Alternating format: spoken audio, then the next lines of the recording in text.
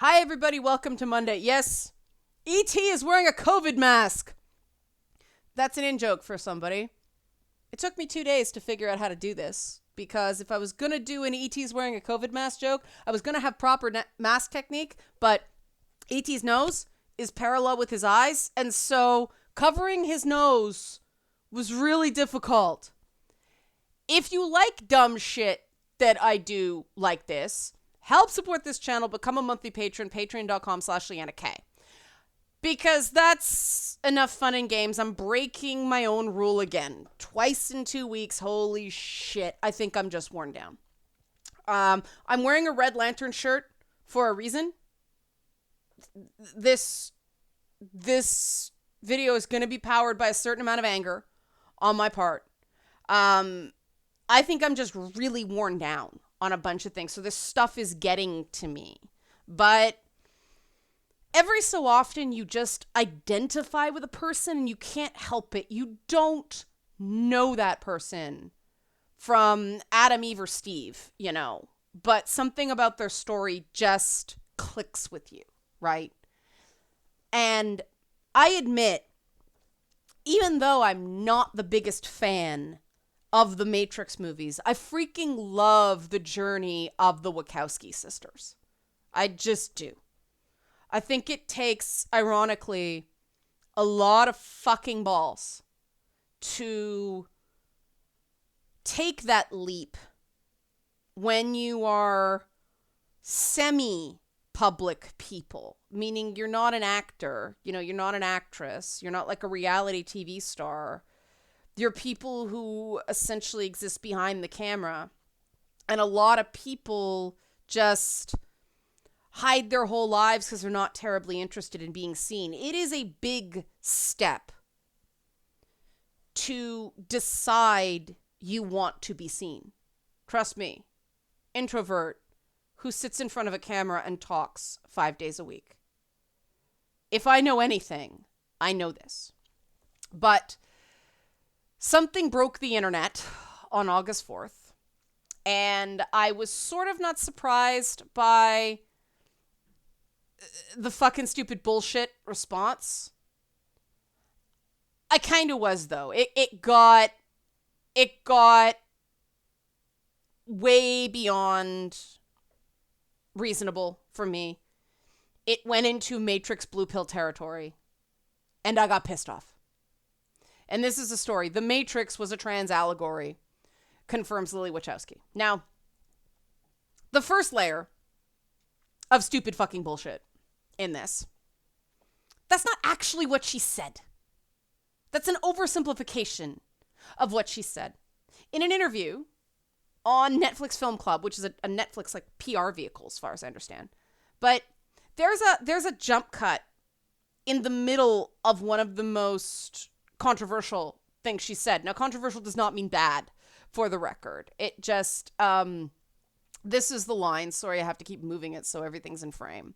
I'm glad that it has gotten out that it was the original intention. There is a cut in the video here, and if you want to see it, description box link, watch it for yourself. Cut. She goes, I'm glad it has gotten out that was the original intention. She something that's just said, but cut.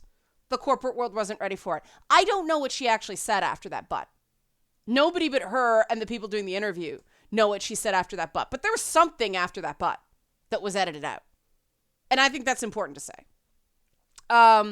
She also, at no point, ever said that she was consciously writing a trans allegory at the time. She specifically said, I do not know how present I was in my transness when I was writing it. But The Matrix was definitely an expression of my frustrations. And the reason she talks about the reason she kind of gravitated towards science fiction and fantasy is that she could tell these fantasy worlds that, you know, inhabit these fantasy worlds where she could basically anything she wanted. She also cited in the same interview, don't take my word for it, watch it yourself. She cited anime, westerns, and the movie Network as influences, as inspirations for The Matrix. So she wasn't saying The Matrix is trans allegory, the Matrix trilogy is trans allegory, and only trans allegory. She's saying She's a trans woman. Obviously, her identity informs her work. Like, this is not controversial, you know? This is like me saying any single part, me being a gamer informs the stuff I do. Of freaking course it does. Like, you know? I look at some of the stuff I did as a kid, you know?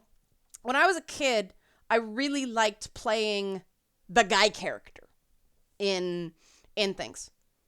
I identified with characters like Lion-O and Beast. Lion-O I identified because I was redhead. Beast was this really, really smart guy in a big blue furry body. And I connected with the fact that people didn't judge me on my smarts the same way they judged other people on their smarts, because I was supposed to be all these other things connected to what people saw about me. And so I connected that. Now, a lot of people now would go, oh no, you connected to male characters because you're trans. No, I get to decide for myself what I am. Thank you very much. I connected to those characters. I connect to certain female characters, like Isabella in Dragon Age, because I just have kind of a weak gender identity. So not kind of, I have a very weak gender identity. So I connect to male characters. I connect to female characters. I connect to furry characters, robot characters, and it's interesting because there's no character in the Mass Effect games I saw myself in. And maybe that's, even though I like the Mass Effect games, I never quite connected with them the same way I connected with Dragon Age, where there's a shit ton of characters I saw myself in, including Flemeth. Like, I love that freaking character. I'm like, this woman makes sense. The things that come out of her mouth are things I think, female character. Say I don't exclusively identify with male characters. And that's why a person's gender identity is their own fucking business. Stop the stupid bullshit. So that's one very stupid layer of this whole very stupid fucking bullshit controversy. But oh no, it gets deeper. This is bullshit inception here, people. 'Cause it didn't just stop at people going, I don't care what she's saying. It's 21 years ago. I'll decide for myself what these movies mean to me. Oh no. Oh no. People had to start conspiracy theories. People started saying with apparent certainty that Lilly Wachowski was lying or pandering or retconning the Matrix trilogy in order to pander to pro-trans people to promote The Matrix 4. Now, for those of you who don't know, The Matrix 4 has a scheduled release date of 2022. No one's quite sure whether she's even delivered the script yet. It certainly hasn't gone into production yet. That's not the way it works in Hollywood. Marketing for a movie starts in earnest about 6 months before the film comes out. That's why you see ads for summer blockbusters in the movies that come out at Christmas. So sort of a 6-month cycle. You advertise the movies in the summer that are coming out at Christmas. You advertise the movies at Christmas that are coming out in the summer. And they're different type of movies. Your Christmas era release or your Oscar bait kind of things because it's right at the cutoff deadline for that year. Your summer movies are the ones that don't expect you to earn very much in Oscar nominations. You want them to make oodles and oodles and oodles of money. And that's why the shitty movies come out in February, March, because they don't expect those to do anything. I'm not kidding. Like, this is how it works. When you see a movie have a February or March release date, it means two things. It means they were film festival films that got a distribution deal based on a good performance at a film festival, or the movie company thinks it's junk and they're either dumping it as a March break film so that, they'll make some money there, or they're just trying to recoup some of their costs. They don't think it can compete with summer tentpole films. And there are surprises there. I mean, the 300, Sin City, stuff like that, they made a lot more money. They made March break movies kind of viable, but that tends to be the rule of thumb. That's why there's not much out. In the more northern climates, people hibernate during the winter anyway. They don't go out to see a movie in February. I know this because my birthday's in February and nobody ever wants to do fucking anything around my birthday. It blows. But nobody does anything to promote a movie that isn't even shot yet. Sorry to break it to you. There was promotional consideration in the whole thing. And it was right there. And this is why I'm calling stupid fucking bullshit on this, because people miss the thing that was right in front of them to go on this stupid fucking bullshit conspiracy theory. And I will back up stupid fucking bullshit, because this is stupid fucking bullshit. People pushing this theory that this is anything to do with the Matrix 4. You're spouting stupid fucking bullshit. Get the fuck off whatever internet echo chamber you got this from, okay? Because Lilly Wachowski is promoting something. This did not come out of nowhere. She's promoting a Netflix documentary called Disclosure. You notice the original interview happened on Netflix? Netflix Film Club? And it's a documentary on Netflix? That makes a whole lot more sense than a movie that's coming out in 2 years, doesn't it? But Disclosure is about, you can't see it because of this. Let me reposition it here. So you don't have to take my word for it. This is an article. There's a source. People are so steeped in stupid fucking bullshit that this is me like red pilling here. It's friggin' ridiculous. This is why I'm so irritated, okay? The new Netflix documentary, Disclosure, is all about transgender representation in TV and movies, and it spans from the beginning of the movie industry to present day.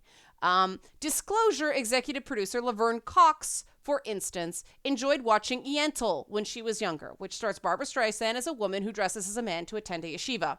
Lilly Wachowski, ding, ding, ding, related to a Bugs Bunny animation in which the character dresses like a girl. Ding, ding, ding, ding, ding. This is the promotional tie-in. A Netflix documentary. So she did an interview on Netflix. You stupid fucking bullshit slingers. You missed the plot. You got so... Blah! And everybody went blah, and everybody on Reddit went blah, and everybody on some fucking other message went blah. You missed what was right in front of you. And this makes Leanna Red Lantern.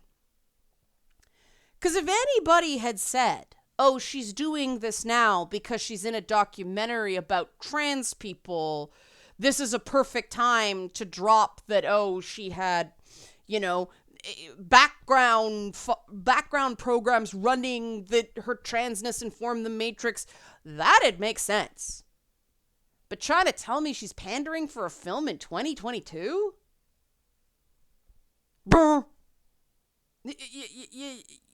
This was going all over the place. Like, you missed it. You missed the obvious thing. And I shouldn't have to hand you the obvious thing. You're the one making the case that she's somehow bullshitting the public. Now, I don't believe she's bullshitting the public. I think this makes absolute sense. That this was in her mind, along with other things, when she wrote the fucking movie. I have no reason to not believe her. If you're going to accuse her of lying or pandering or retconning or anything, you have to present some evidence. So let's get to that retcon argument, okay? Nothing she said about the inspiration for The Matrix changes what is in The Matrix. One of the comments she makes is that the character Switch was originally intended to be male performing in the real world, a male body in the real world. Her avatar in The Matrix is female. And Lily Wachowski gets very nervous when she's talking about this in the interview. I think for the same reason I kind of here is referring to a trans woman as a man is sketch. And it was kind of adorable the way she like started touching her hair nervously at that point. I think because she was thinking I might get in some shit for how I described this, but she was talking about how she was considering the character at the time. Now, the correct language is obviously Switch was assigned male, but was a woman. But it doesn't matter because that didn't make it into the final movie. She's not saying Switch is now trans. She's saying the exact same thing that happened with Samus Aran. Samus started out as a male character. Somebody said, wouldn't it be more interesting as a female character? This does not make Samus a trans character. Samus is female. Cisgender female. The development process has nothing to do with the work itself. That's not the same as J.K. Rowling saying after all 7 books were written that Dumbledore is gay. Because Dumbledore was essentially asexual in the Harry Potter books, and now all of a sudden he has a sexuality. You know, it wasn't that people assumed Dumbledore was straight. It's just nobody terribly thought about Dumbledore didn't seem to have any romantic relationships to speak of, and all of a sudden he's gay. And LGBTQ plus people call bullshit on that because, you know, they said, and this was the argument at the time, not just that she retconned, but they said it would have been a real step. It would have been a real risk to put a notably gay character in a children's book. That would have done a lot to normalize gay people, especially all that time ago. You don't get full credit for later on when you're taking almost no risk saying Dumbledore's gay. Because by that point, Harry Potter was basically a young adult franchise with a PG-13 rating. And that's what's weird about Harry Potter. Do you define it by the first 3 books, which are very clearly kid-lit, like, 8 to 12-year-old boys? That was the target demographic based on the way it was marketed. And all of a sudden, the books got twice as thick and they became, young adult fiction. And all of a sudden, like, the book changes grade level. They change audience level, reader level, midstream. So it makes it really hard to go, what is this thing? Gay characters in YA are obviously far more common than in kidlit. That was the issue there. But it is undeniable that J.K. Rowling saying Dumbledore is gay is putting something in explicitly that was not there before. Lilly Wachowski isn't doing that. If you know the term explicit, you also know that the opposite of explicit is implicit. And that is pretty much what Lilly Wachowski described the Matrix being in terms of a trans allegory. Don't take my word for it. Here we go. Oh, shoot. Okay, here we go. So, Wachowski spoke candidly about the trilogy's implicit trans narrative, meaning not explicit. Here's what she said, okay? I don't know how present my transness was in the background of my brain as we were writing it, okay? I don't know how more clear she could have been that this was not deliberate. Let me read this again. I don't know how present my transness was in the background of my brain as we were writing it. We were always living in a world of imagination. That's why I gravitated towards sci-fi and fantasy and played Dungeons and Dragons. It was all about creating worlds. It frees us up as filmmakers because we were able to imagine stuff at that time that you didn't necessarily see on screen. She jumps to say, the article here, which I will link, I will also link directly to the Netflix interview. But in 2016, she said, there's a critical eye being cast on Lana and I's work through the lens of our transness. This is a cool thing because it's an excellent reminder that art is never static. And while the ideas of identity and transformation are critical components in our work, the bedrock that all ideas rest upon is love. That reads to me, and again, I'm reading in, this is not saying she said this, but that's me. That's her coming up to the line and not quite saying, it was informed by my transness. She says in the Netflix interview as well that one of the things she likes about art is that people's relationships with it are non-linear. Now that's a big $1 million word way of saying that people will go back, and I mean, for me, the movie that did this for me the most was probably The Wrath of Khan. When I saw it as a kid, I was like, Spock's cool, Kirk yells a lot, that Khan guy's kind of scary. As an adult, I went back, saw the books on Khan's bookshelf very early in the movie, and goes, oh wow, that's a decoding cipher for the rest of the film. How clever. Now, does that mean that my original interpretation of it was wrong? No, that was the level I was experiencing on at that minute.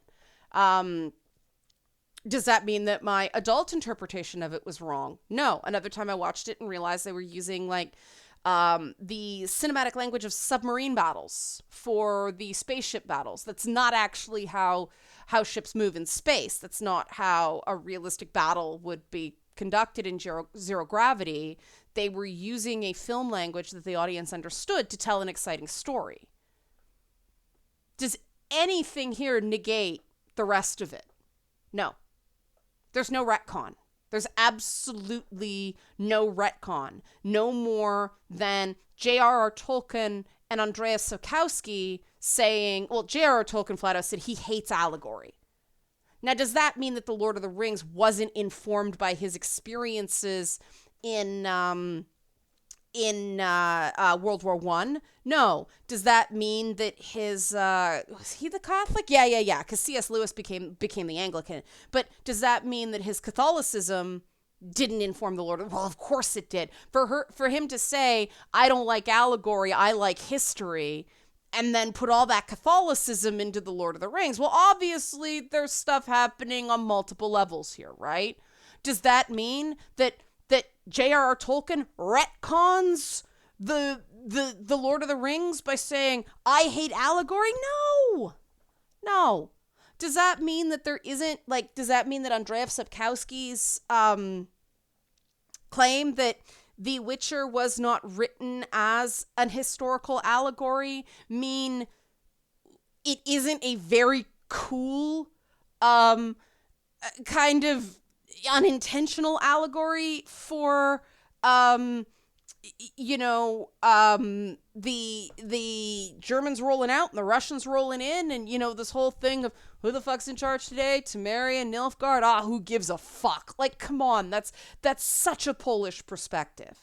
That's why the Witcher is such an incredibly Polish story, and I understand why people kind of got upset when they race swap certain characters, because you don't get more Polish in terms of storytelling than The Witcher, and just because, Andrzej Sapkowski didn't intend it that way, and, Stephanie Meyers didn't intend to tell a story informed by Mormonism with Twilight, doesn't mean they aren't, right? Those aren't retcons. When I did the pieces I did for The Escapist on gaming and PTSD, and I talked to, blanking on his name now, one of the creators of God of War, I said, I told him that to me, it was sort of a metaphor for PTSD that I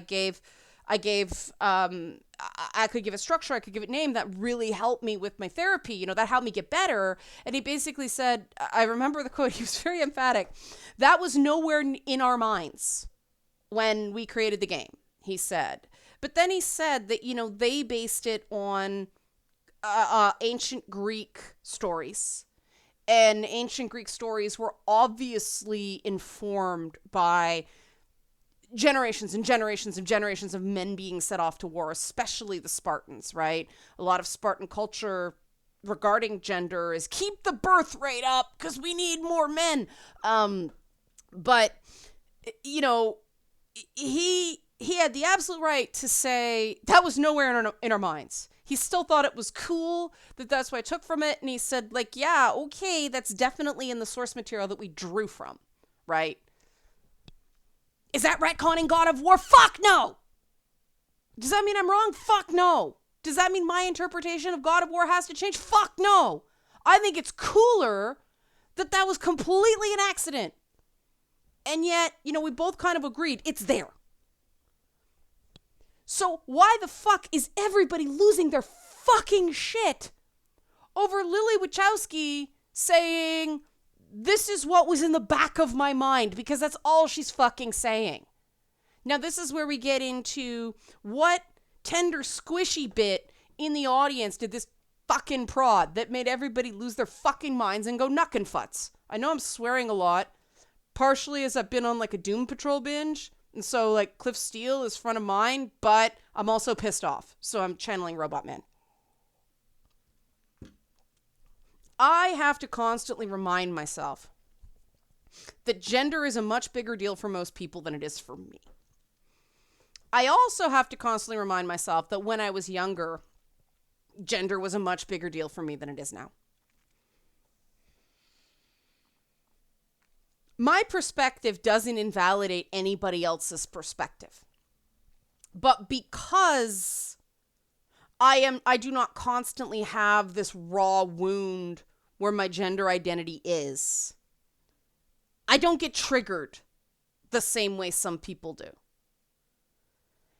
And it is really I have to intellectually relate to someone getting triggered on this point because it's been a long time. One of the crazy things about successful PTSD therapy is it makes you kind of an asshole in some ways, because you have to kind of check yourself and go, no, Leanna, you had a year of intensive therapy to not get hypervigilant and not get triggered by shit. Be kinder to people who aren't there yet. But there are limits. I mean, too many people justify being an asshole with I was triggered. Somebody who's been through it, yeah, you're an asshole when you get triggered sometimes. Does being triggered excuse you being an asshole? No, and you have to realize that as part of the motivation to getting better and being more conscious, being more present about being aware that you're there. And so instead of going all knuckin' futs, getting stupid fucking bullshit on everybody, that's the time that you be quiet, get still, get introspective, and don't talk. Because whatever you say in that moment, you will regret eventually. It won't be immediate, but you'll regret it. Trust me. It's a good motivator to get better. It really is. But the only way you get better is if you stop making excuses for acting like a stupid fucking asshole when you're triggered. And part of the big problem with discussions about men's issues is we as a culture don't extend sufficient compassion to men when they're triggered and act like stupid fucking assholes. Women get a lot more license. I mean, okay, granted, that's because the complete term hysterical is, there's a reason it's hysterectomy as well. The root of the word is inherently connected to uterus. Look it up. But, hysteria was a medical condition at one point that almost exclusively affected women. Being histrionic, same thing. I think part of the reason women get more licenses for so many years, women get more license. Women are also dismissed as being hysterical. When men get upset, up until fairly recently, were taken much more seriously. Now we have this stuff like male tears and all that shit. And unfortunately, we've become bigger stupid fucking assholes regarding men's issues instead of less stupid fucking assholes. I keep pounding on stupid fucking asshole because I'm hoping to give people some chuckle. And let's just call it what it is. People act like stupid fucking assholes about this way too much. The problem is we've got a bunch of guys getting triggered by gender and acting like stupid fucking assholes. But then we've got various activists, whether they're, women's activists or LGBTQ plus activists, basically everybody other than white, straight, cisgendered men getting triggered and acting like stupid fucking assholes. As long as we continue in this paradigm where everybody's getting triggered and everybody's acting like stupid fucking assholes, we can't have progress. The only person we can control in our stupid fucking assholedom is yourself. I control me. You control you. I am responsible when I act like a stupid fucking asshole. I was being a bit of a stupid fucking asshole on, what was it, Friday night? Yeah, Friday night. When I was just writing, blank 2 is best blank, fight me. Like, it was Gears 2 is still best Gears, fight me. Halo 2 is still best Halo, fight me. Street Fighter 2 is still best Street Fighter. I was being a stupid fucking asshole. It was harmless. But why was it harmless? Because I knew I was being a stupid fucking asshole. I was having fun, right? But do I stand by those? Like, is that a hill I'm going to die on? No, I was being a fucking jerk. Like, I was having fun. I was being silly. I was loopy. I was in a lot of fucking pain. And instead of ranting, I decided to be a stupid fucking asshole because that's better. Because I had to do something to vent because I'm still kind of hurting. I got a giant ass bruise on my leg. And, this, it doesn't look like a huge bruise, but this really hurts. Why did I poke it? This really hurts when I poke it. Ow, why did I fucking poke it? See, stupid fucking asshole. The problem is I own my stupid fucking asshole, and too many people aren't. And I did start blocking people because I got sick of the stupid fucking asshole.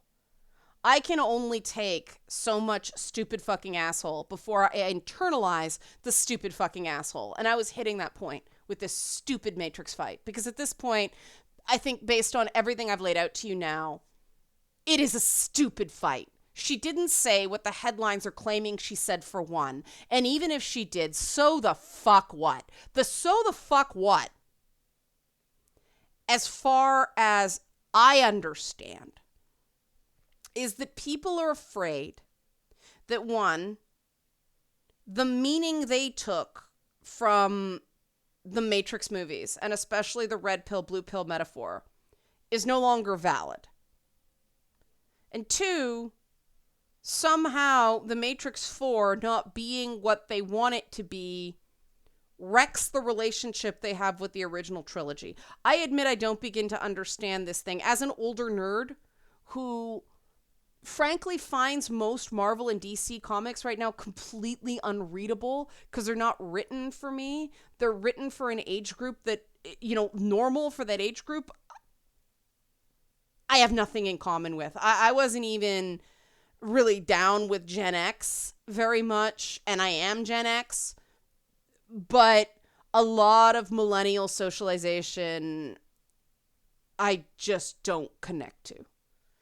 And a lot of comics are written for millennial socialization, so I like my DC Elseworlds. I like my, even the shitty 90s comics. I kind of like those comics, and I like the mid-80s comics, and I like Watchmen, and, I like some Silver Age stuff. Those don't change because I don't like modern comics very much.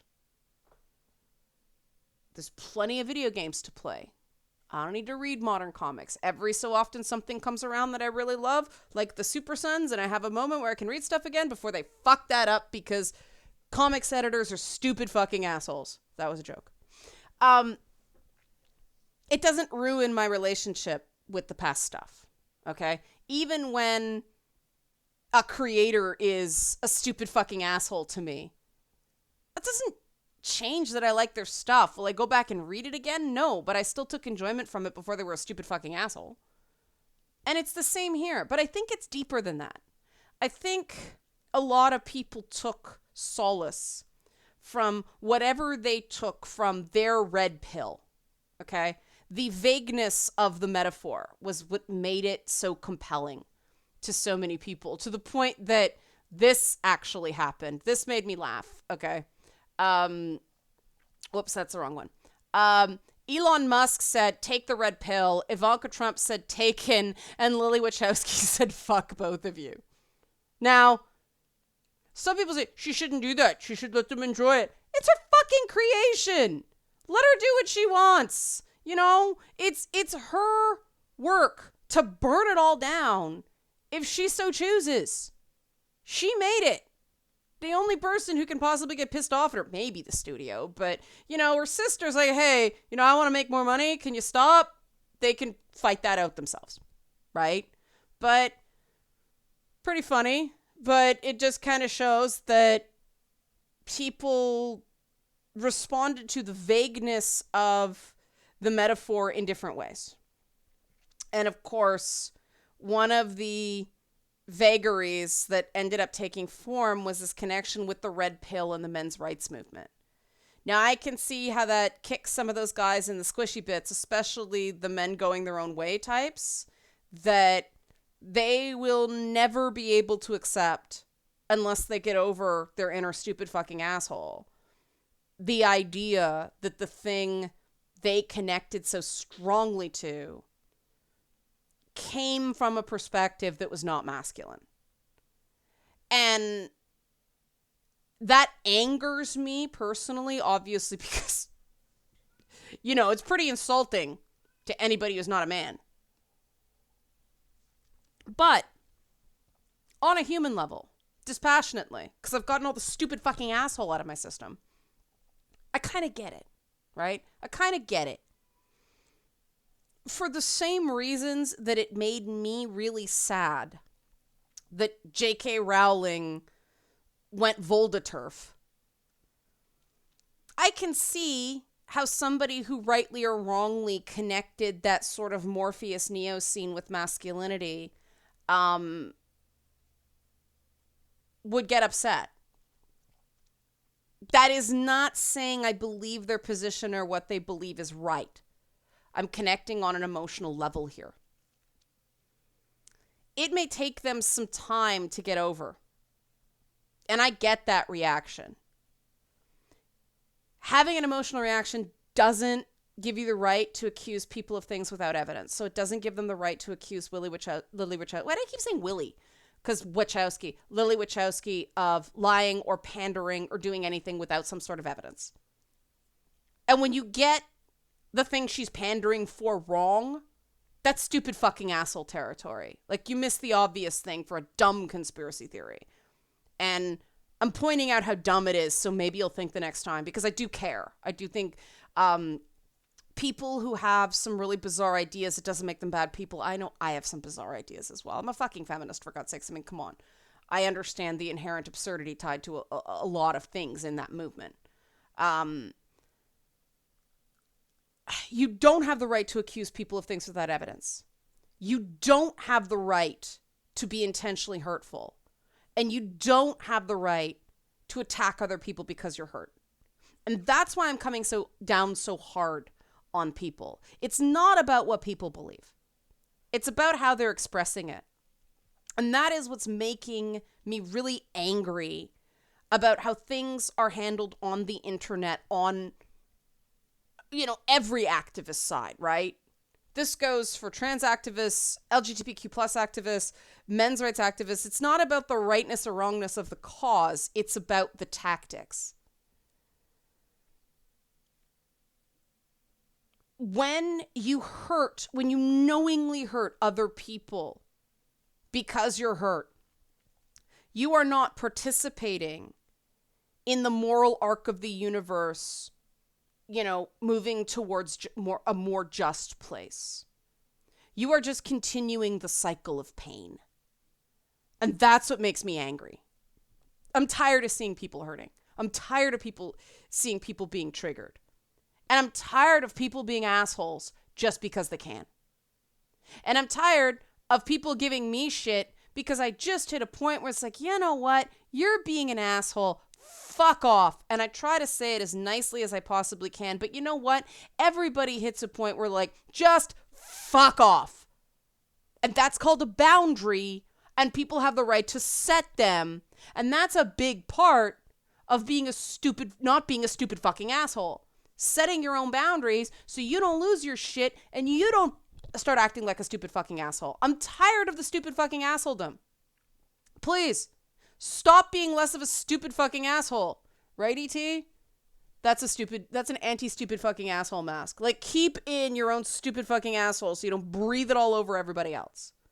So that was kind of long, but there's a lot to get through. You know what's coming now. Help support this channel. Become a monthly patron. Patreon.com/LeannaK. Holy shit, am I tired now. Thanks for watching.